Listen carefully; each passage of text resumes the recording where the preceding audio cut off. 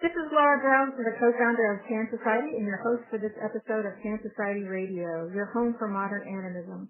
I'd like to start our show by giving thanks to the earth and sky, fire and water, the winged, swimming, 2 legs and 4 legs relatives, the plant helpers, and us our human helping ancestors bless this show today and help us walk toward the path of oneness.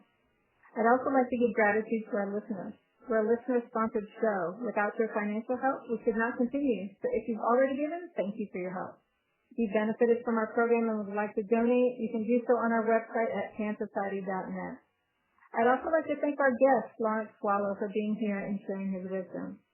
Lawrence is a storyteller and the son of Alma Ann Winters and Alexander Swallow, and is a descendant from Arapaho, Cheyenne, and Lakota people, with great-grandfathers Red Cloud, Standing Elk, and Sitting Up. Married with 4 children, he lives on 20 acres at Yellow Bear Canyon, where he built his own home from scratch. Welcome, Lawrence. Thank you so much for having me. Sure. I'm so glad you're here. Now, I know you're a storyteller. Does the role of storyteller play a part in Native spirituality? Yes, absolutely. It helps to provide orientation for our children so that they have a root in terms of who they are and what their roles and responsibilities are. Mm-hmm. And how does spirituality affect our lives? It affects our lives in a cyclical manner, in that a man learns his roles and responsibilities when it comes to creation of a future generation, recharge, or taking a woman and having children and providing a spiritual shield of protection for them the rest of his life. So it sounds like you're saying that it's really part of all of life. It is.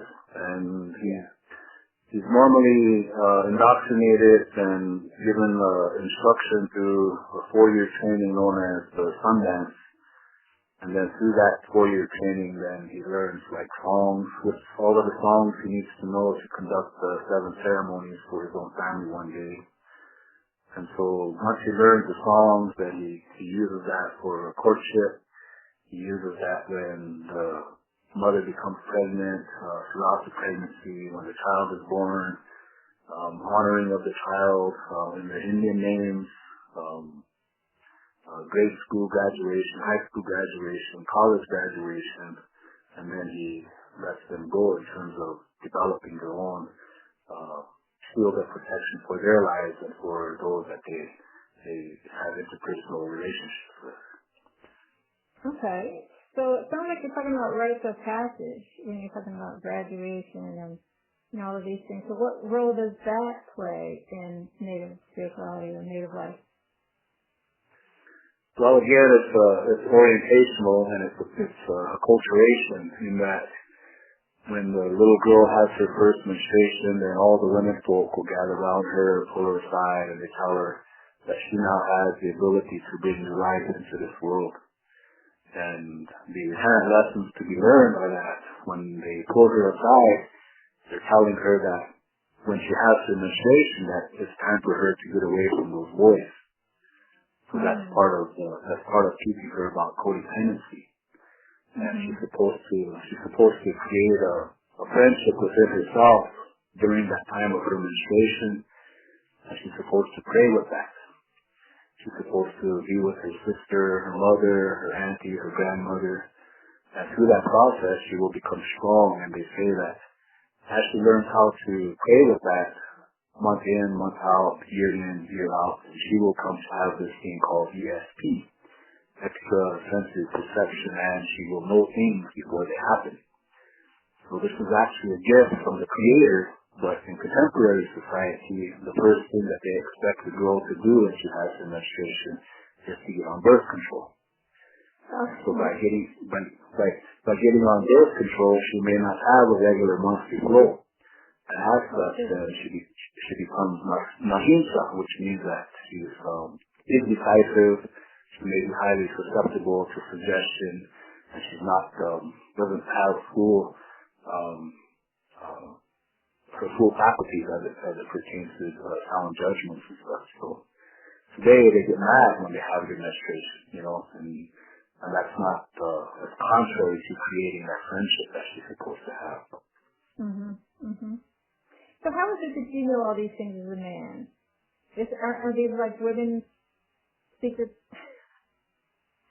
Well, I've actually gone and had these questions for the past 34, 35 years of my life as it pertains to going back and learning these cultural ceremonies and inherent lessons by actually going around to every sweat lodge I could find, every medicine man I could talk to, and not only did I learn things from what they were telling me, but I was also learning things by the things that they weren't telling me, because of the fact that I had my family had broken apart because of contemporary codes of conduct and such, and so I wanted to go back into the culture and find out what a real family is supposed to look like.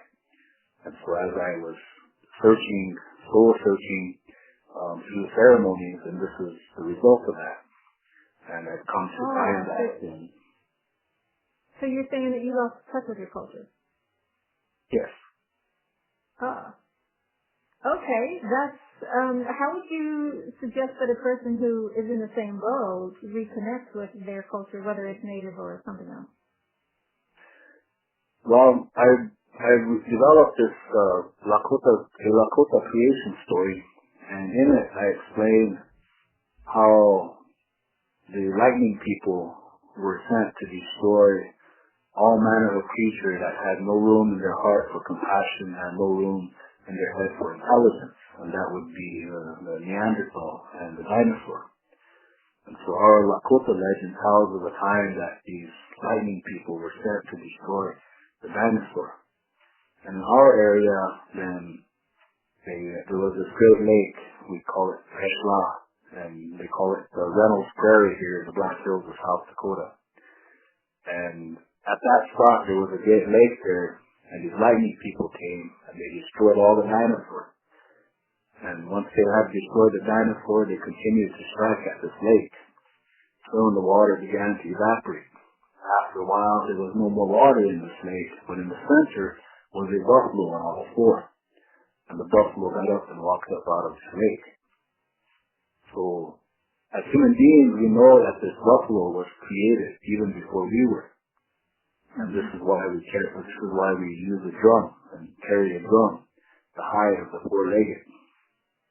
And they say as long as we beat that drum, then it represents the destruction of those who had no purpose upon the earth, and then they created purpose and intelligence upon this earth. So from there then, the human beings were fashioned and created. And so they say that the black people were created from the element of the water. So in turn, they took on the characteristics of the water. They're cool, they're smooth, they even have wavy hair, So that became their form of prayer.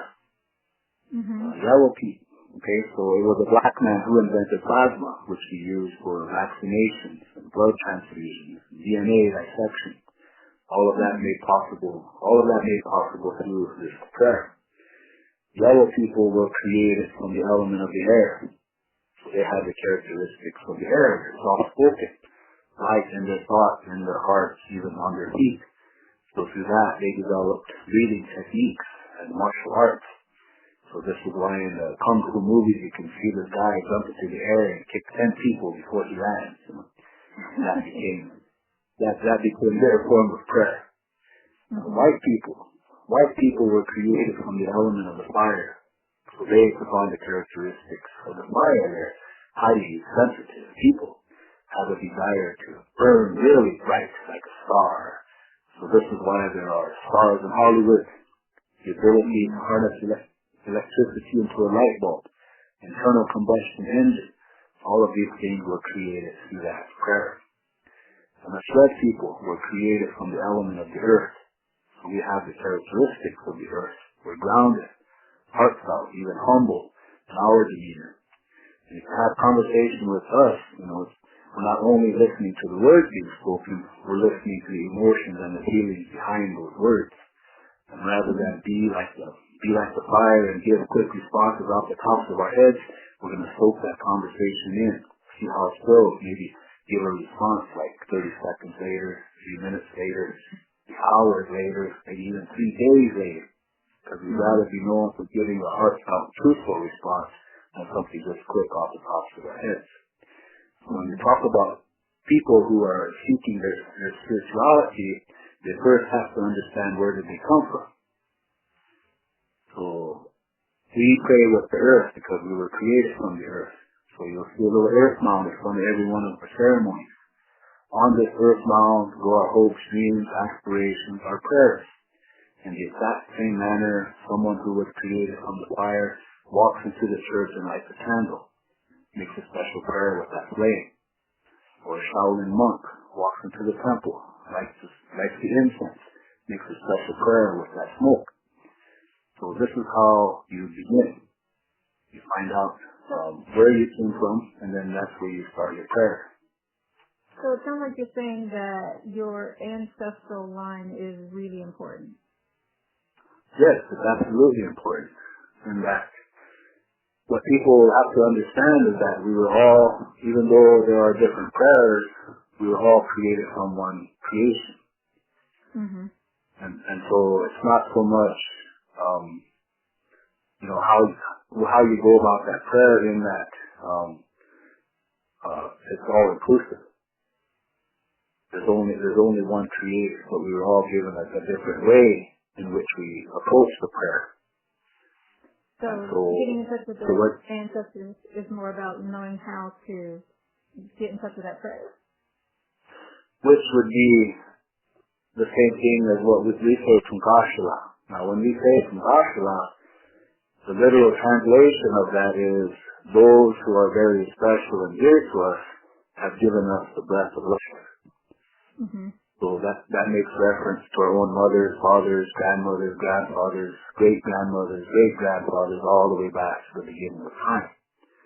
So when we say Tunkashala, which is the same thing as saying Amen, then we're actually maintaining a spiritual connection between ourselves and those who make it possible for us to be here. So we're actually asking them for our guidance and our direction. Whereas most people in contemporary society, they never ever think about their grandmothers and grandfathers as it pertains to their direction in life, right? Mm-hmm. What would you say to the person who has had not great family relationships and is kind of maybe hesitant to do that? Well, you don't have to make reference to them if you had negative experiences with them. But you still have a bloodline that comes from even prior to their parents. Mm-hmm. So in our way, in the spiritual way, we can say, okay, well maybe my mother and father didn't live the best of lives and I had it rough growing up. But maybe my great-grandfather who brought me to this country, maybe he was a better person in terms of how he was generous and how he cared for people and how he was kind, and he brought, maybe his children into this world in a compassionate manner and took very good care of them. But somewhere along the line, things change. Families break down. They go into dysfunctions and they have addictions and they have vulgarity in the home, and that produces a future generation that emulates the same thing. Mm-hmm. Mm-hmm. How did Christianity the point is not to take it personal, and even though it is highly personal in terms of how you look at it, you shouldn't take it personal because those things don't define who you are. Mm-hmm. I always tell that to young people that I work with who have been severely physically or sexually abused. I say, what happened to you doesn't define who you are, Mm-hmm. Because no matter what, you cannot go back to yesterday to change anything. Yeah. it's physically not possible. But yet, most people, they contemplate those things for years upon years. And so once you learn to let that go and realize that you're in control of your own life in terms of how you treat yourself today and how you're going to create a better future for yourself tomorrow. So what gave you the hunger to go back and learn your native ways? Again, my family fell apart with regard to contemporary social construct and its codes of conduct and the direction that people were going.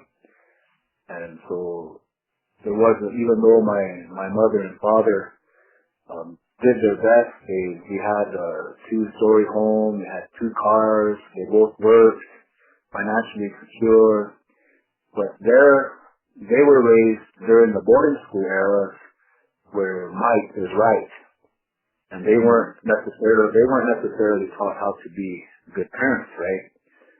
And so because of that, then when they had children, then they didn't know how to raise us, especially as it pertains to adolescence into adulthood, and when your hormones start taking off.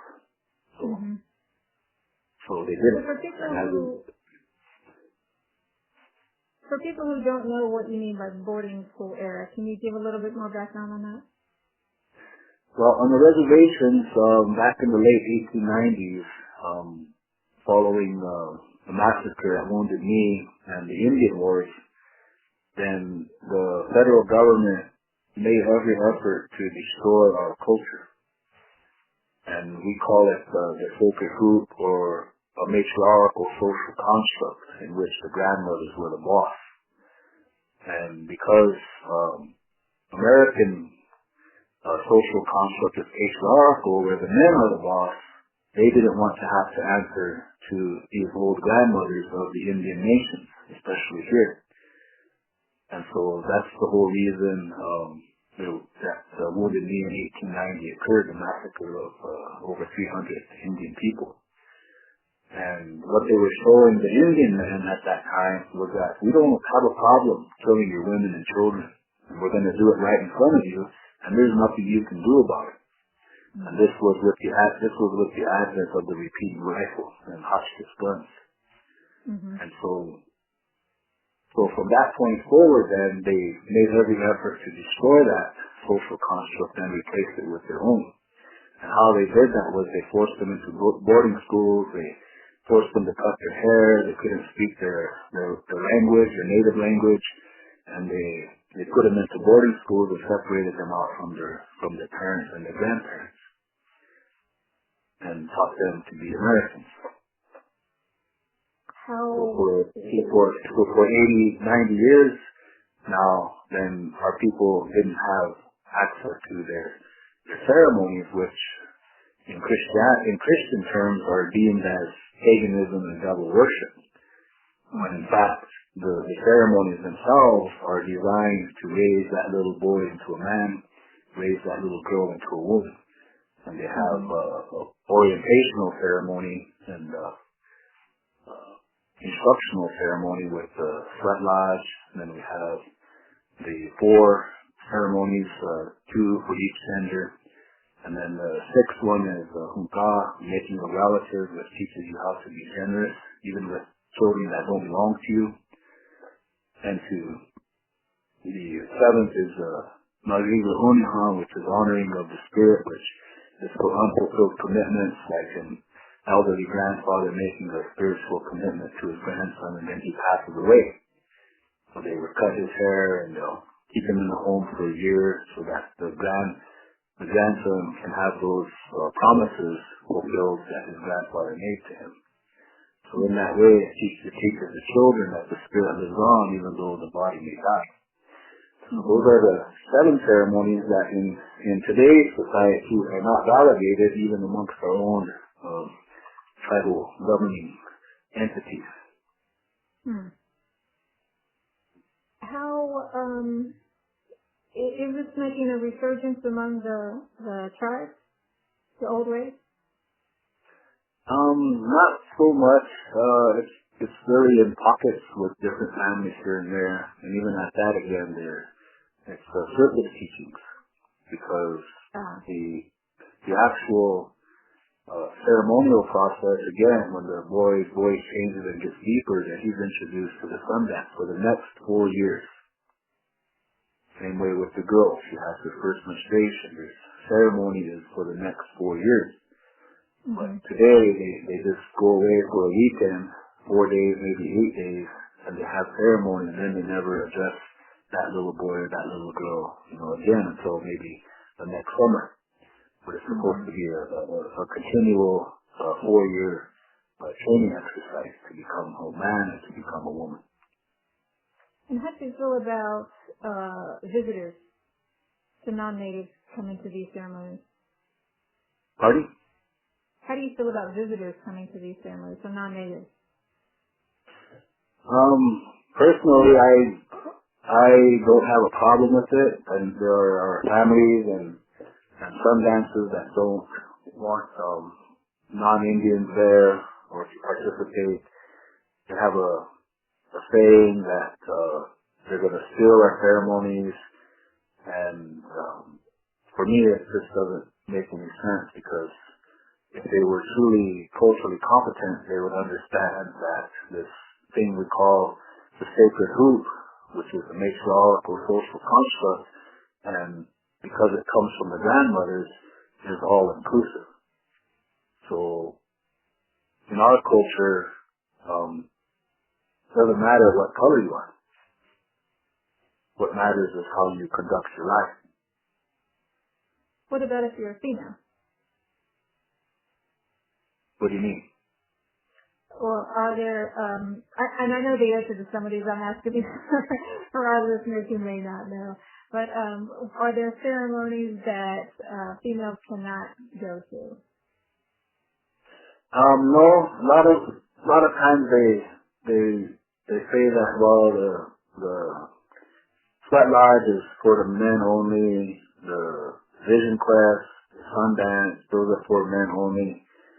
And again, those are teachings that would go back if we lived prior to the 1800s. Because in those days, because everybody was oriented and the culture was in the same manner, they all knew what their roles and responsibilities were.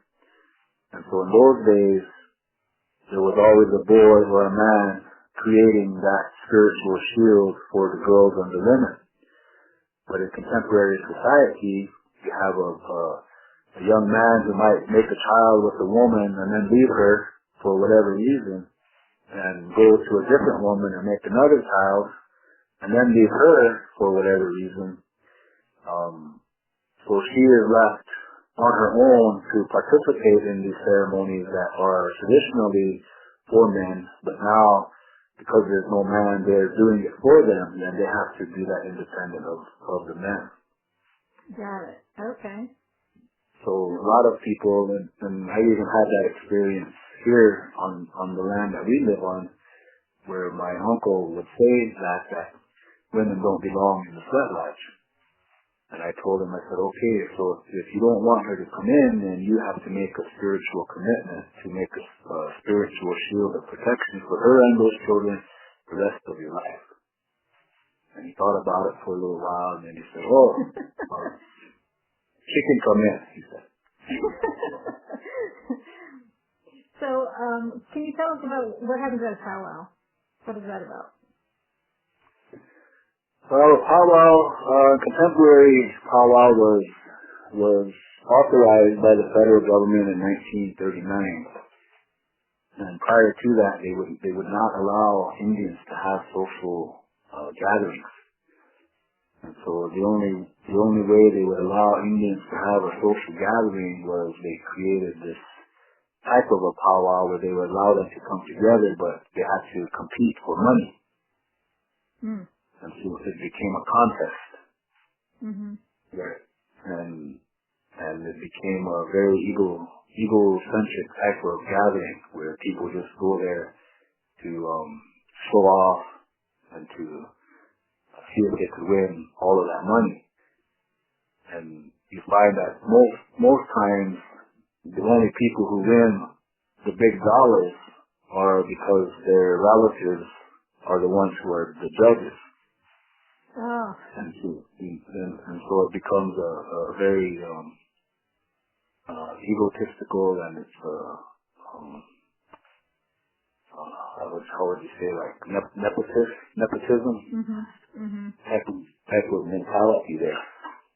So I used to be a fancy dancer, but I don't have that large of a family that go to powwows, and as such, I would never win, you know. So, but what I found out is that the vision quest is for the maturity of the man. So as he becomes a man through the Sundance, then he wants to marry this girl who has now become a woman through her maturity ceremony, which is called the throwing of the ball. And so he asks her, if you become my bride and you help me create the future generation, I will create this spiritual shield of protection around you and our children the rest of my life. If she agrees, then he goes at his maturity ceremony, which is the vision quest. So he'll go out on a mountaintop, 4 days, 4 nights, no food, no water, just like the Sundance, but only now, as opposed to the Sundance, where he's becoming a man, he's asking the Creator for permission to spread his seed in a sacred manner. So once he receives his vision, he takes it and he gives it to his bride. When the miracle of the child is born and grows to a certain age, she will honor her husband by putting that image of his vision on the regalia of the child and send the child out in the social dance, which they call a powwow these days, and sharing that spiritual sacredness of hand between the husband and the wife. So that's where the powwow originates, is that concept. I did not know that. That's lovely. Yeah. So the man who's the announcer at the social gathering, they'll ask everybody to look toward the east gate, and they'll have this man there with his wife and this new little baby boy or girl, and he says, look at the regalia of that child there. Maybe it's a bear standing in front of the sun with his paw in the air.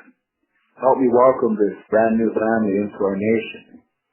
From this day forward, they will be known as Sun Bear, and that's how they would be known throughout society, that they come in and they dance, and then the people would get in and they dance beside them, behind them, and go in and shake their hands and congratulate them on creation of a brand new family. Right? And what role do the elders play today in the family and in the tribe? Oh, geez. They're pretty much the babysitters nowadays, because the children are not fulfilling their responsibilities. And again, like I said, we have a different type of orientation for these young boys. Tall, dark, handsome Indian boys will go into one town community and house party, beautiful Indian girl, sneak away, go have sex. Little baby boy 9 months later.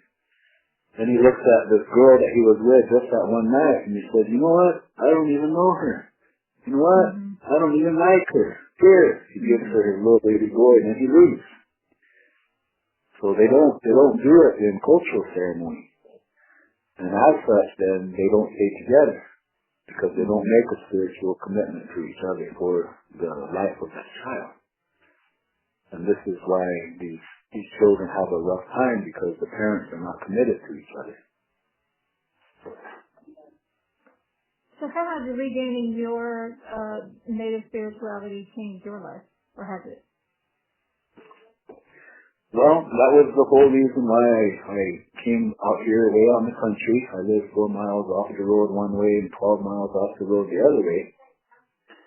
And brought my bride out here and went on vision quest and created a home for them and began providing the spiritual shield of protection for them. And what I mean by providing a spiritual shield of protection is that in the same way that a woman has a menstruation and makes prayers with that menstruation once a month, us men are supposed to be doing the sweat lodge at least once every month to create that spiritual shield of protection.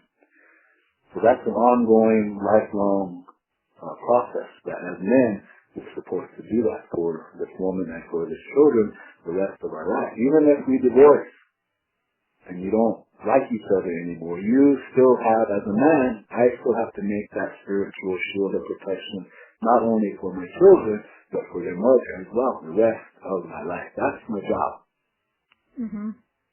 And so that's what I've been doing out here where I live, where I built my home from scratch so that my wife and our children could have a home and then create that spiritual shield of protection for us. So who do you go to for spiritual guidance? Is there, like in a church, it would be a minister. Who's that person in the Native society? We have uncles, older men in our societies. Like I have a cousin who's my mom and his mom are sisters, and he's a medicine man on the Pine Ridge Reservation. His name is Sam Moose Camp. And I have older brothers like Cornell Conroy, who has also, like myself, has done a lot of research in terms of the differences between our societies and cultures, going all the way back to the kings and queens versus ours. And then he has the language and the insight in terms of how everything is supposed to be put together. And then I have another brother, his name is Jeffrey Markhalpin, who told me the story about Wounded Knee and the deaf dumb mute, which is as stated in the history books, when in fact he wasn't deaf, he was hard of hearing, he wasn't mute, and he certainly wasn't a dumb Indian, And he stood up and he still had his rifle, and he got tired of the soldiers hitting him with their brand new rifles, which were created from the gold that was stolen from the Black Hills at that time. And they were hitting the Indian men behind the heads and the backs and the shoulders, trying to provoke them to fight because of the fact that the great Sioux Nation destroyed the 7th Cavalry and General Custer. So he got tired of them hitting him, and he stood up with his rifle and he said, "I want everyone here to know that with this rifle, I have never taken the life of a human being." And the point that he was making was that in our culture, because it's a matriarchal social construct, as boys and men, we are never, ever, ever allowed to make excuses for the things that we say or the things that we do, even as it pertains to the taking of a human life. Where contrarily, the United States did a propaganda war against indigenous populations and said that, well, Indians were killing each other long before we came along, so there was no difference in terms of the conflict. So they demonized Indians, saying that, oh, well, they're savages and they scalped our women and our men, and so therefore that's why we subjugated them and stole all their land, stole all their resources. Okay? So there's lessons to be learned with that historical context. Absolutely. So what would you say to people who know those stories and they feel guilty because of the color of their skin? Well, in our culture, in the matriarchal social construct, the grandmothers say that if you make an offense to somebody, then you have to make a public apology, sincere apology, number one. And number two, you are required to make it right. So a few years ago, President Obama made a declaration and apologized to all the indigenous populations in the North American continent, but it was only made within that room. They didn't put it out in the news. They kind of just swept it under the rug. And then secondly, they didn't make it right. So when you look at places like Pine Ridge Reservation, who have one of the highest poverty rates, highest unemployment rates, the U.S. Congress relegated treaties and Indian nations to the executive branch. And by doing so, then when the president makes executive orders, they're always unfunded mandates. Ah. So it continues to leave these Indian populations in abject poverty.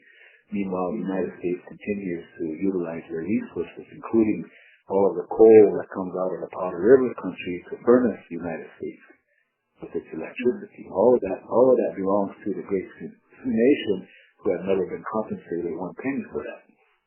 Mm-hmm. What role does, I'm kind of switching tracks here, but I know that there is a trickster in the Native American spirituality. Is trickster like a devil, and how does that fit within your spirituality? He can be a devil, but again, it's more like getting you to understand that there are, like yin and yang, there are negatives as it pertains to your life, and to always be aware of that, and to be ready to have ceremony. What we do is we make tobacco ties, and we always ask the Creator or Tunkashila to take those things that are affecting us in a negative way and put it someplace else where it won't hurt anybody. So what we do is, even though we have those legends about Trickster, the whole reason is that they're telling you that if you should think a different way, or you begin to do things differently than you know are good for you, then those are the consequences, those are the results. And again, with the creation of the little boy, when his voice changes, the little girl, when she has her first menstruation, one of the first instructions that are given to them is that from this day forward, when we paint your eyes or we paint the corners of your mouth, then you are to be responsible for your own conduct, what you say, what you do. And so because of that instruction, then our people don't believe in the devil. Whereas most people say, well, the devil made me do that. But in our culture, there is no such thing. We take complete responsibility for the things that we say, the things that we do. And again, if we offend somebody, we're supposed to make a sincere apology, but we're also supposed to make it right. So is there a concept of sin then? Oh yeah, that is a concept of sin. But again, we suffer the consequences for those decisions that we make. Mm-hmm. And from society or from the spirit world? Both, because the things that you say, the things that you do will manifest itself from a spiritual concept into a physical reality into the future. Mm-hmm. And that might be the consequences coming to light in a different form. So when we look at two-spirited individuals, what we believe is that, well, for a boy to be born with feminine characteristics, maybe that mother, she was crying all 9 months while he was being developed in the womb for whatever reason. Maybe domestic violence, maybe she lost several people that she loved her whole life during the 9 months that she was pregnant. And because of how she felt and what she was thinking, then the little boy came out with feminine characteristics. And today they call him Giz, Mm-hmm. The same could be said for a girl who was born with masculine characteristics. Maybe her mother was brought up in a very harsh manner, where she had to fend for herself. And maybe she didn't have. Maybe she used vulgarity all the time, And as such, then when the baby was born, then that little girl came out and had masculine characteristics. Are you saying that that's a punishment, or just cause and effect, or something else? Yeah, it's cause and effect. And again, you can't take it personal. That's natural way of life. And in contemporary society, people become so defensive, that they don't want to hear the truth about something. A lot of times when we address these gay, lesbian, bisexual, transgender, whatever the term might be, they're offended because I tell them that, well, in our culture, the ceremonial aspects of it, they teach you to be highly selfless in everything that you do. Mm-hmm. So, as an example, a person who is gay, a man, in our culture, if that man, and again, we're talking about traditional man before contact with white men, mm-hmm. if that boy was born with feminine characteristics and all he wanted to do was be with these girls and hang around with the women, the only way that those women back in those days would allow him to hang around with him and to prove that he wasn't just trying to get under their dress was to make spiritual commitments.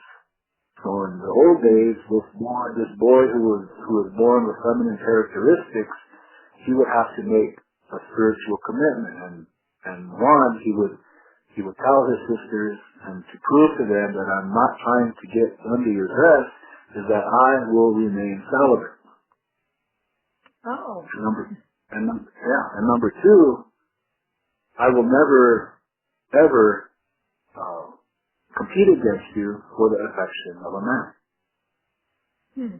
So because he made those types of spiritual commitments in the selfless manner in the old days, then all of the heterosexual couples would always take their children to him to ask him to bless their children, whether it was a boy or a girl, because he understood both sides.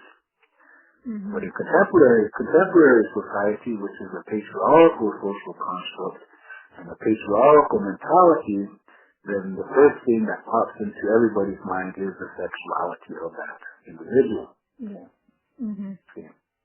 And if you compare the conduct, we cannot say today that a man who is gay is celibate and is not competing against those girls for the affection of a man. Yeah. So you have to hold it into the proper context and situations in which their environment is. Mm-hmm. So what's it like for you being traditional and surrounded by people of your culture who are not traditional? Sometimes it can be distracting, but again, I'm not trying to convert anybody into being Lakota. That's all your own choice, The thing that we have to contend with as it pertains to culture is that because our own people today have learned to live in the patriarchal world where they have a lot of conveniences, then you have a teenage boy, maybe he's a really good looking boy, and maybe there's 3 or 4 girls vying for his attention, and so he's very egotistical, and why would I want to just relegate myself to one woman and go on a vision quest for 4 days without no food or water when I can have all 3 or 4 of them? And in contemporary society, he does. He has 4 or 5 girlfriends, maybe has a baby from each one of them. And he walks around, acts like he's God's gift to every woman, but yet he doesn't provide any type of spiritual protection for any of them. Mm-hmm. So, same way with the Sundance. Why would a young man want to go out on the Sundance and dance in the hot sun for 40 days without any food or water when he can sit at home, air conditioning, June 21st, longest, hottest day of the year, watching a game, drinking a beer, whatever, And he says to people like me, "You're crazy," Yeah. So it's like any other type of addiction. You get so accustomed to it, you get used to it. Why would you want to sacrifice your time and your effort for something that's basically foreign to you? Mm-hmm. So it looks like you haven't had any regrets. Oh no, I'm totally satisfied and content because I have actually been able to use these teachings to help people who have been who have had their families destroyed due to alcoholism. I've helped young girls who were sexually assaulted when they were 13 years old, who were on the verge of being diagnosed with psychosis, to battle that suicidal tendencies and come back out of treatment, get back into high school, become an A honor roll student, and now has a good relationship and is thriving out there in the world. Mm-hmm. So I think there are is important. Yeah, there are instances when these cultural teachings have a healing effect for people who live in contemporary social constructs. Absolutely. I think it gives you a way to belong and to feel connected. What? I think it gives you a way to belong and feel connected to something. Yes. But the other side of the coin is that just like most men today, they work 9 to 5 Monday through Friday. They can take off, go to a bar, go watch the football games, the Super Bowl, and get drunk, and have no worries. Life is good. But if I do that here on the reservation, I go off the reservation, I get drunk, I come back, then according to my own people that are trying to live our culture or elderly, they say, "Oh, you're a bad Indian because you drink." And then on the other hand, because I've been conducting these ceremonies and helping people for whatever their issues might be, there's nobody there to honor me in terms of my elders, for doing a good job and putting the eagle feather into my hair for all of these families that I help, Mm-hmm. So I relegated myself to the fact that I'll never receive that. And so I'm just doing this because that's what my path is, Yeah. And again, that's part of some growing in terms of cultural competency is that you shouldn't be looking for those adulations anyway, Right. Yeah. Yeah. So there's that. Plus, one of your questions previously was about how does genocide impact our people? And in contemporary society, most people in America can go on Ancestry.com.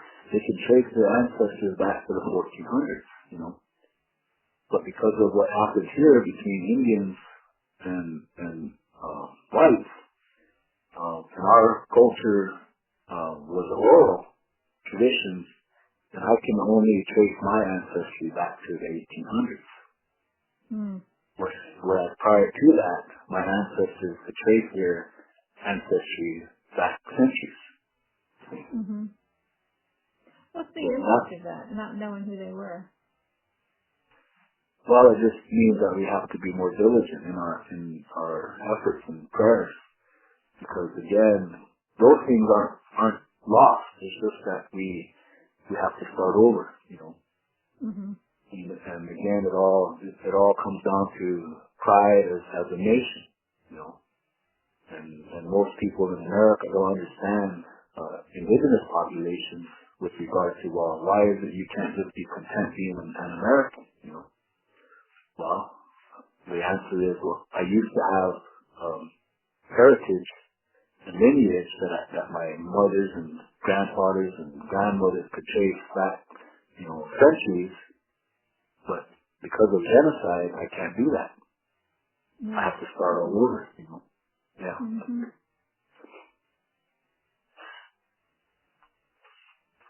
Is there anything that non-natives say or ask you about that you wish was straightened up, like some misconceptions that people have?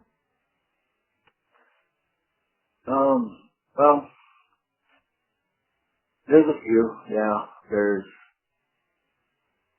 people think that, all Indians are just drug addicts and alcoholics and no good and lazy, and that may be true for contemporary reservation statuses. But who was it that made them that way, you know? When we talk about Indians in the United States and the reservation, most Americans think that they're just a burden on the United States economy.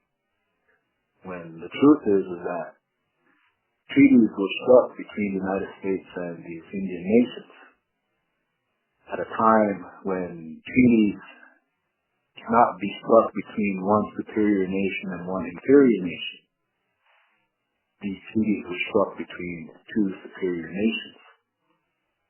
And in 1868, when the Civil War was over, the United States had bankrupted itself with all the infighting that it was doing, called the Civil War.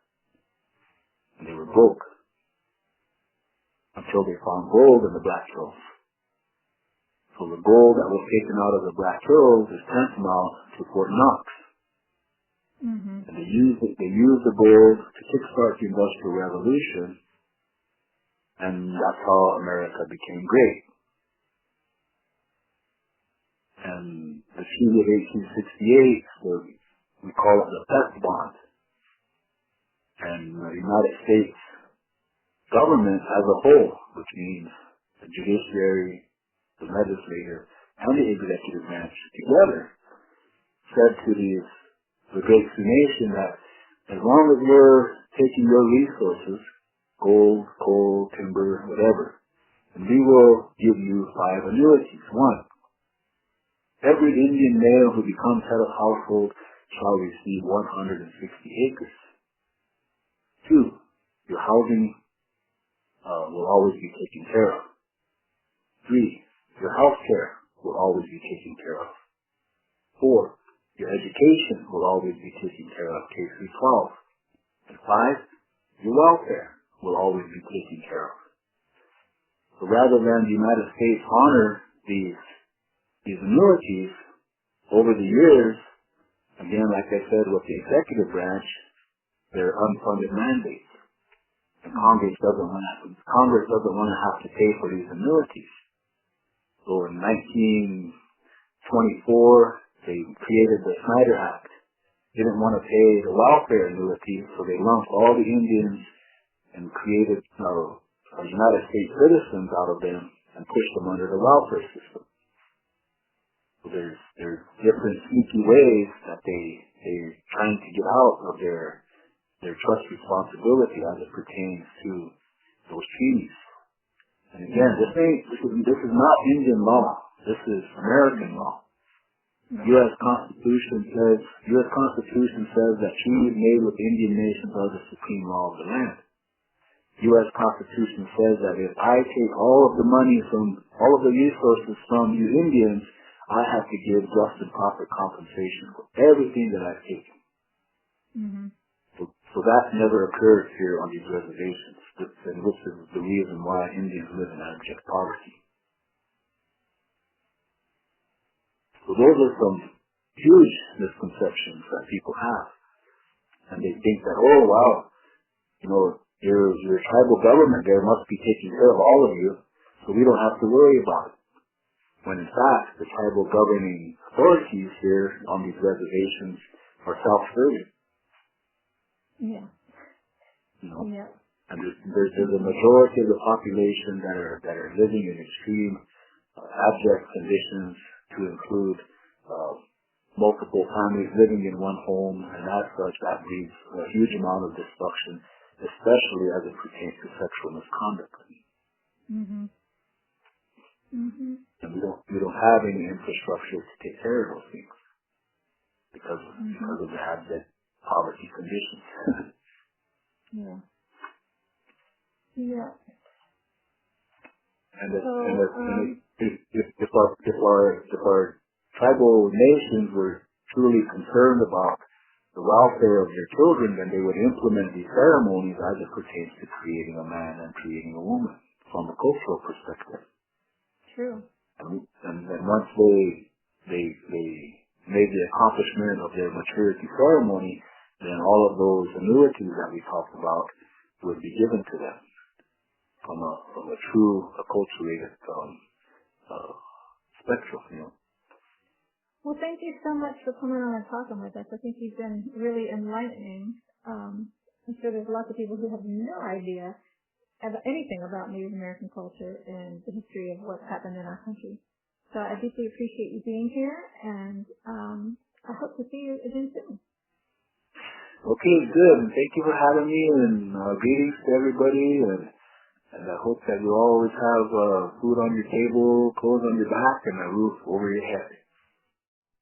I'd like to thank all our listeners for joining us. Remember that we are a listener-sponsored station and need your donations to keep bringing you content. If you'd like to donate, please go to our website at www.pansociety.net. You can also support by liking and following us on Twitter and Facebook. This helps spread the word, and you'll get notified each time we post a new podcast so that you don't miss an episode. If you'd like to get in touch with Lawrence, you can reach him at P.O. Box 101, Batesland, South Dakota, 57716. Or through his workplace at the Oglala, Lakota Children's Justice Center in Pine Ridge, South Dakota, where he helps to reduce violence against Indigenous girls and women. Thank you all for tuning in, and see you next week.